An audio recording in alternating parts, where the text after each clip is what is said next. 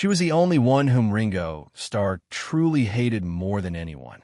Richard Starkey, alias Ringo Starr, was born on July 7, 1940, in a working-class district of Dingle, Liverpool, England. He rose from very humble beginnings to become one of the most beloved figures in the history of popular music.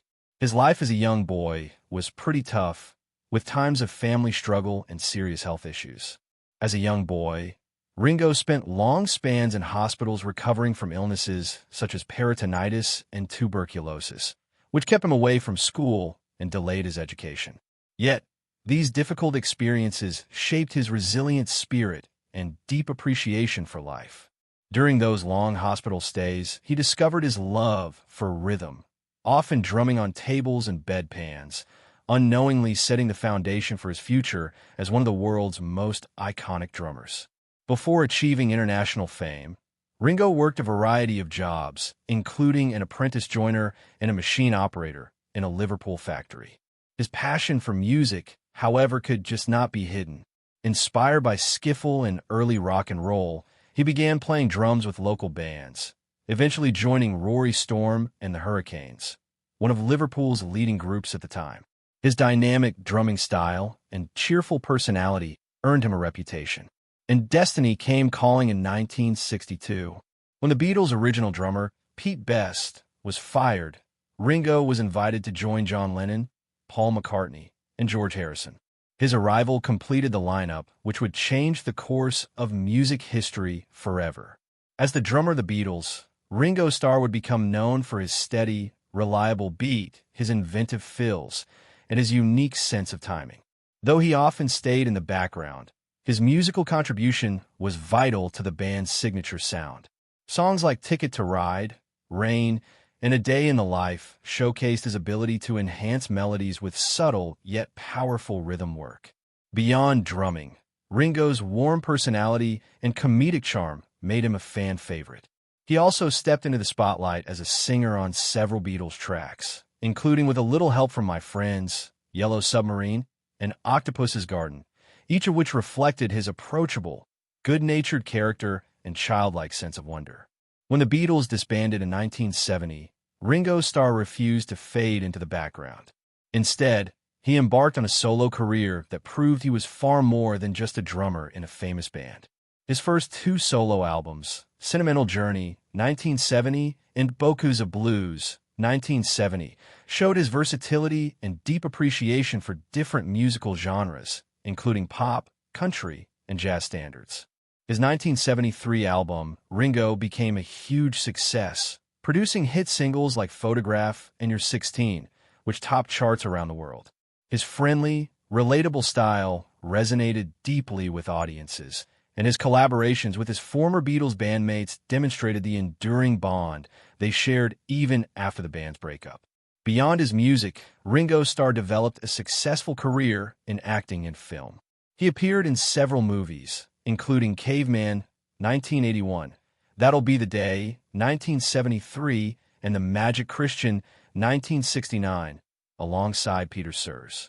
His natural comedic timing and down-to-earth personality made him an appealing presence, both on-screen and off. In later years, he also became a narrator and voice actor for children's television, most notably lending his voice to the beloved series Thomas the Tank Engine and Friends, introducing a new generation of fans to his warm, engaging storytelling. During the years that followed, Ringo continued to tour and record, performing with his all-star band, a rotating lineup of celebrated musicians from various generations. His concerts became joyous celebrations of music, unity, and friendship, blending Beatles classics with his solo hits and the songs of his bandmates.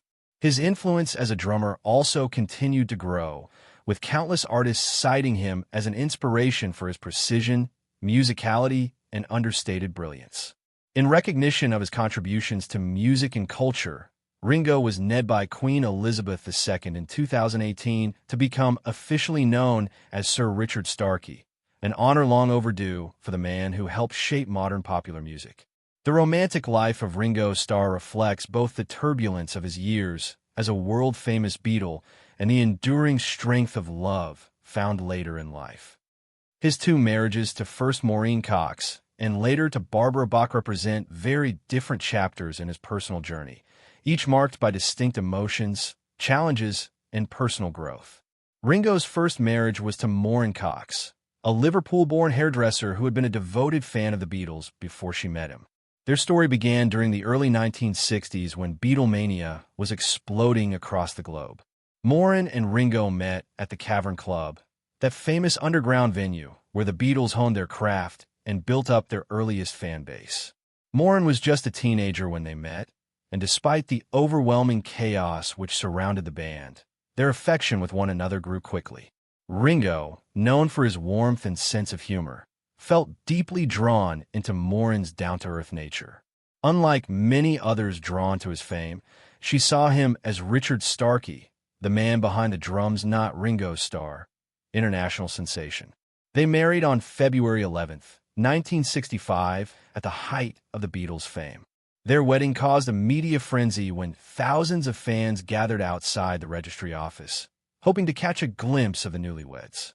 Inside, the ceremony was intimate and emotional, attended by close friends and family, including fellow Beatles John Lennon and George Harrison. During those years, Maureen proved loyal and strong. As Ringo toured the world, facing the pressures of superstardom, Maureen maintained their home life in England and often shielded him and their growing family from the devouring spotlight. The couple went on to have 3 children, Zach, Jason, and Lee Starkey. Zach would later follow in his father's footsteps, becoming a respected drummer in his own right and performing with iconic bands such as The Who and Oasis. But as the years went by and the Beatles broke up in 1970, serious strains began to develop in the marriage. With fame comes long separations, and the temptations of the rock and roll lifestyle took a toll. Ringo has said several times that he struggled at the time, turning to alcohol and leading a wild, chaotic lifestyle after the breakup of the Beatles. Despite Maureen's efforts to hold the family together, their relationship became increasingly distant.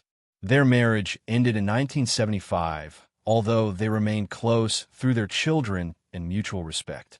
Tragically, Maureen Cox would eventually die in 1994 from leukemia, aged just 48 years old. Her death deeply hurt Ringo, who had been by her bedside during her final days. He said later that she was one of the most genuine, caring people he had known, a true part of his life that he'd always carry with him. After several years of soul-searching and personal change, Ringo would find love again with Barbara Bach, an actress and model, best known for her role as the Bond girl Anya Amasova in the 1977 James Bond film The Spy Who Loved Me. The two met in 1980 on the set of the adventure comedy film Caveman, in which they both starred. Their chemistry was instant and undeniable. Ringo would go on to say that their meeting was love at first sight, stating Barbara brought calm, elegance, and emotional stability into his life, a stark contrast to the turbulence of his previous years. Their relationship blossomed quickly, and the two were married on April 27, 1981, in a lavish ceremony at Merillion Town Hall in London, the exact place where Paul McCartney had married Linda Eastman over a decade earlier.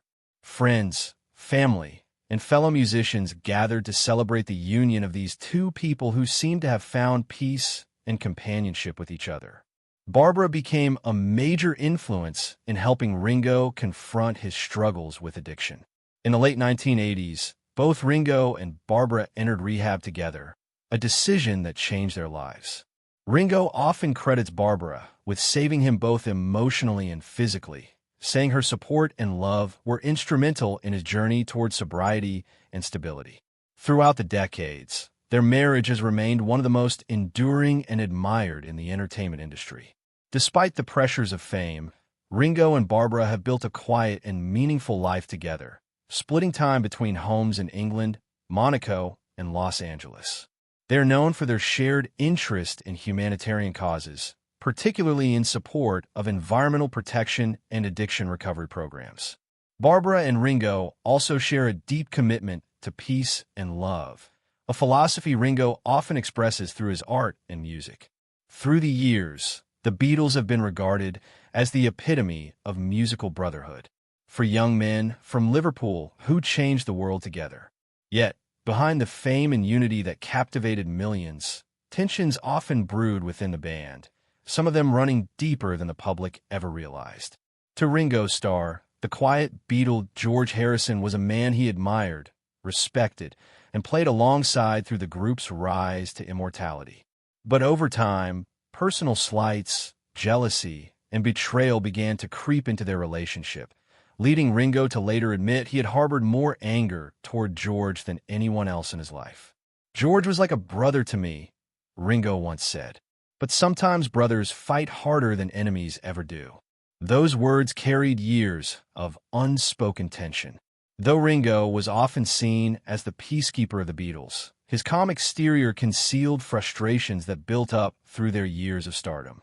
Ringo had joined the group last, replacing Pete Best in 1962, and quickly found himself in a whirlwind of fame. George, who had been with John Lennon and Paul McCartney since the beginning, often treated Ringo like an outsider, not cruelly, but with the subtle superiority of someone who had been there first. "George could be distant," Ringo recalled. "He had his own world, his own spirituality, and sometimes he made me feel like I didn't belong in it." The tension came to a head during the later Beatles years when personal egos and creative ambitions began pulling the group apart. George, anxious for recognition as a songwriter, was overshadowed by Lennon and McCartney. Ringo, meanwhile, struggled to find his place in a band where his musical contributions were often minimized.